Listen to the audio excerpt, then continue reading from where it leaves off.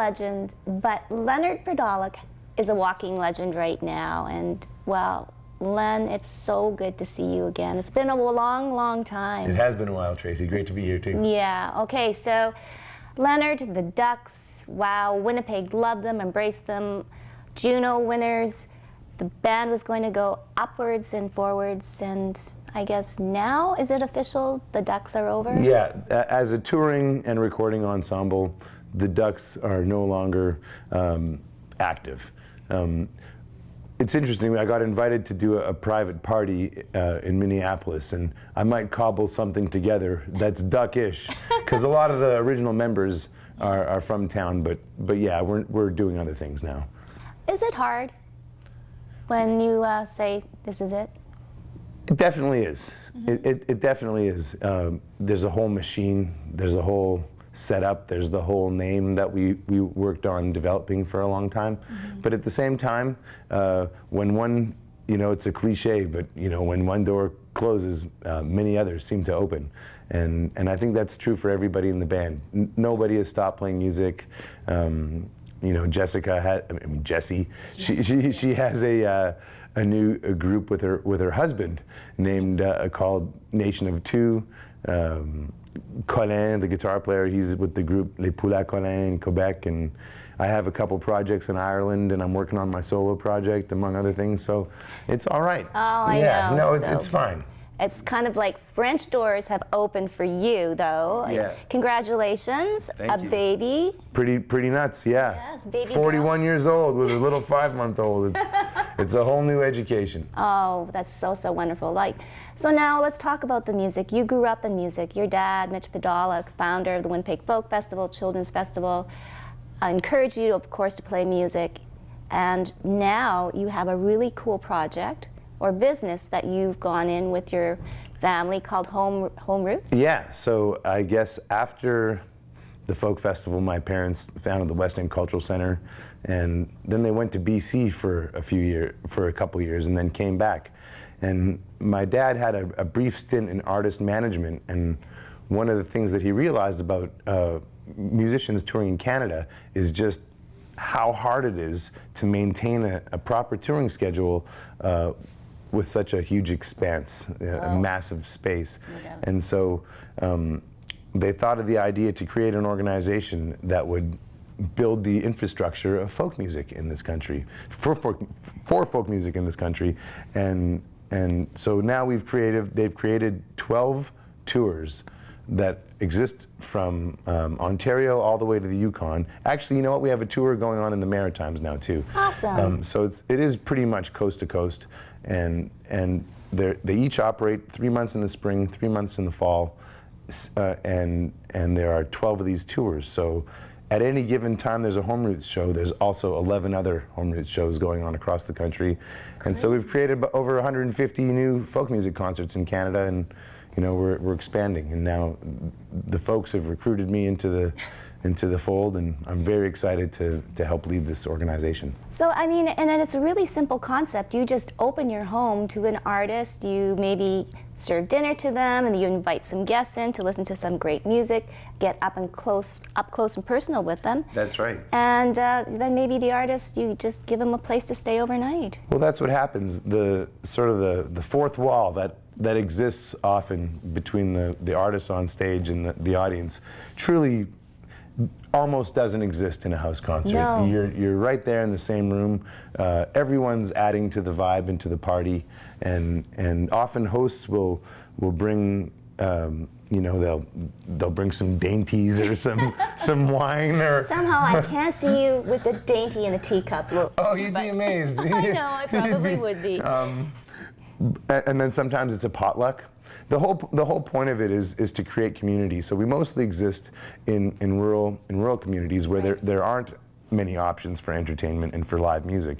And so for the hosts see it as an opportunity to to gather community. They're not people that fancied themselves as music promoters. They just want to move and shake a little bit in their community to get people together. And so sometimes it's a potluck, sometimes they make it fancy for the folks, but it's always a really, really great experience. And that's so great because, again, you're letting people that cannot maybe afford to come into the city or buy the big ticket to the shows, they get to have that experience. That's right. Yeah. And not only that, for the hosts, you know, for the same prices exactly, you know, filling up the car with gas and buying 2 tickets to the show and going out for dinner, well, they can have everything come to their house, and it's just wonderful. And for the artists in Canada and, you know, everywhere really, it's an international, we hire everybody. The criteria for getting hired is that you send in your music and we like it. It doesn't matter who your publicist is, it doesn't matter what record company you're on or how famous or not famous you are. You truly just have to love your craft, and it has to show. And be confident as a performer as well. And love and passion are 2 words definitely you have for music. Let's talk about Ireland. Why Ireland? Well, the music of the Duhks has always been really informed by Irish music. Growing up at the folk festival, I guess I never really had a bias for any particular kind of music. It was just all folk music growing up, so I didn't really discern between blues and old time or bluegrass or Scottish or Irish or Cape Breton or any of those. It was just all folk music and acoustic music. So I just was really open to many styles. But when I started my ears got a little bit more in tune with what was really going on. I started to develop a real sort of kinship with Irish traditional music.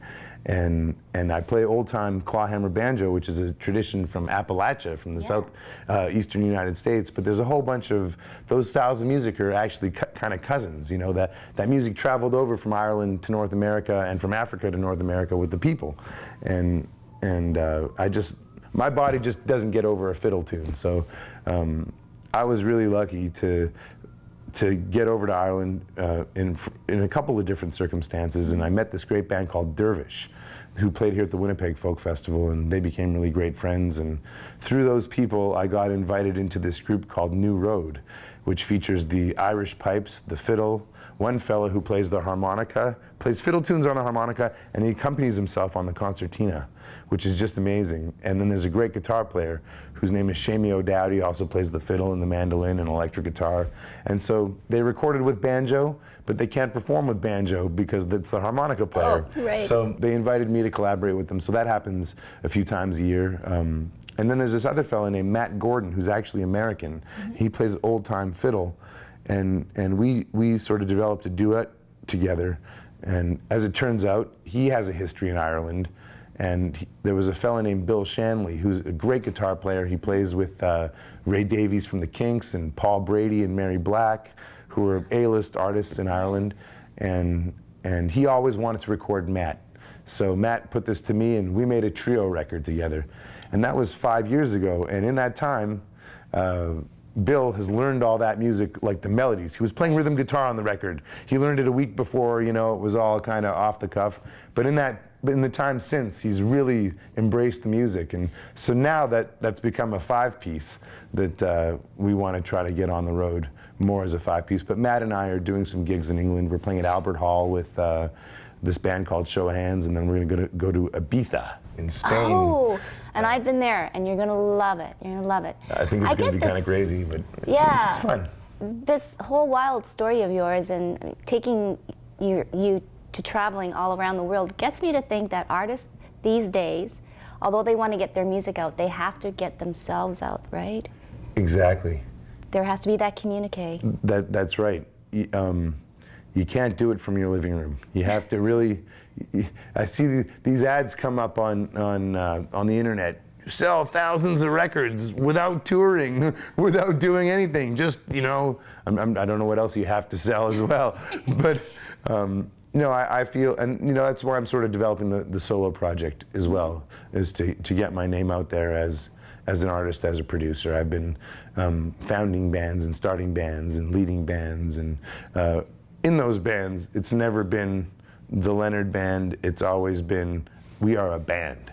And I was never even the singer, so it would never even occur to anybody that I was the founder of the bands. It was always about, we are a band, we're putting the sound together, we're sound forward together, and that's what it's all about. And that's how I've always attempted to approach it. Yeah. But now, in 2016, that those bands aren't around, I realized, wow, after 20 years in the business, I think I'm actually pretty good, and I have something to offer.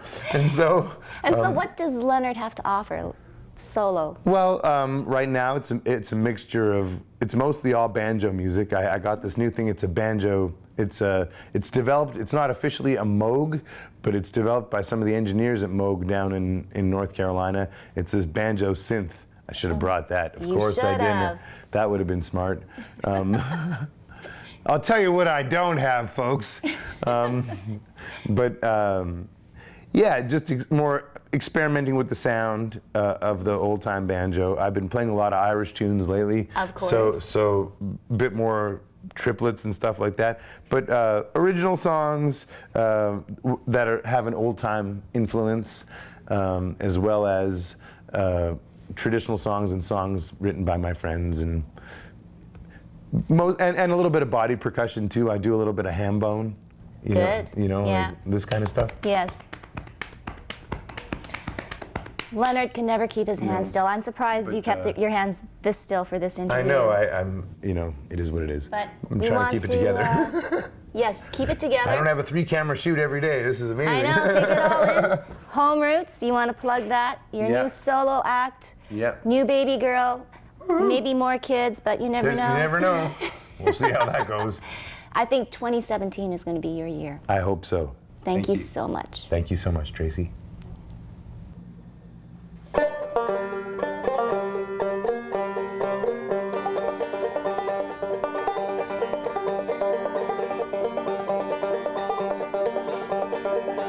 Come on, you banjo roustabouts, when you're going to the shore, I got a good gal on the other side. Baby, don't you wanna go?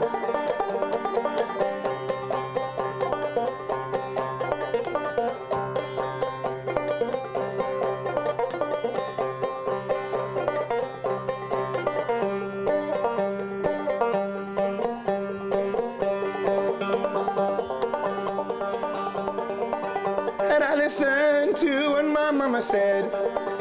No, I wouldn't be here today. But me being young and foolish too, them gals led me astray.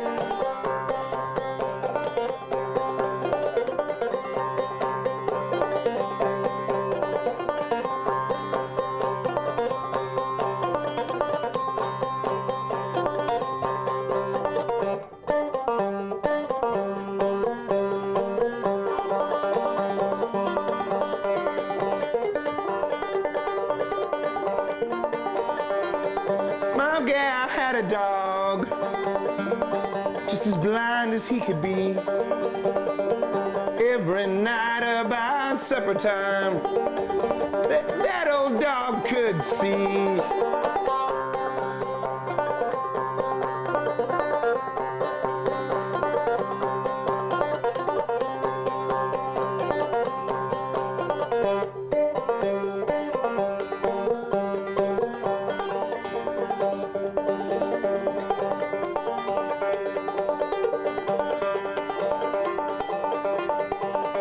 Wish I had a needle and a thread, just as fine as I could sew. I'd sew my good gal to my side. Baby, down the road I'd go.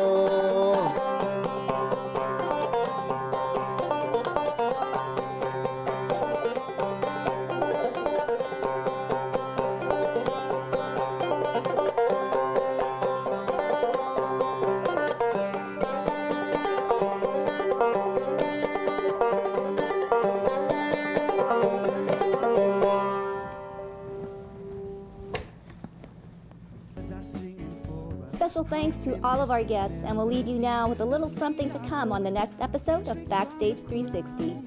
Our two hearts beating is the only sound. Silence when you're near me. Everything's how it should be. Yes, it's true what they say about love. You take the small things, you total them up. This ain't no small thing, baby. This is larger than life. Oh, oh, oh, oh, oh, oh, oh,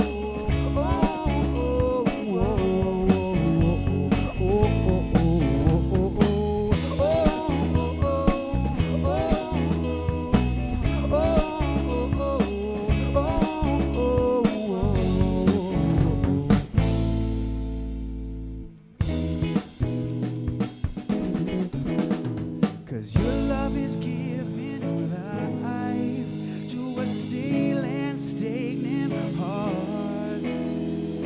I've made mistakes in the past, but I know this is my brand new start.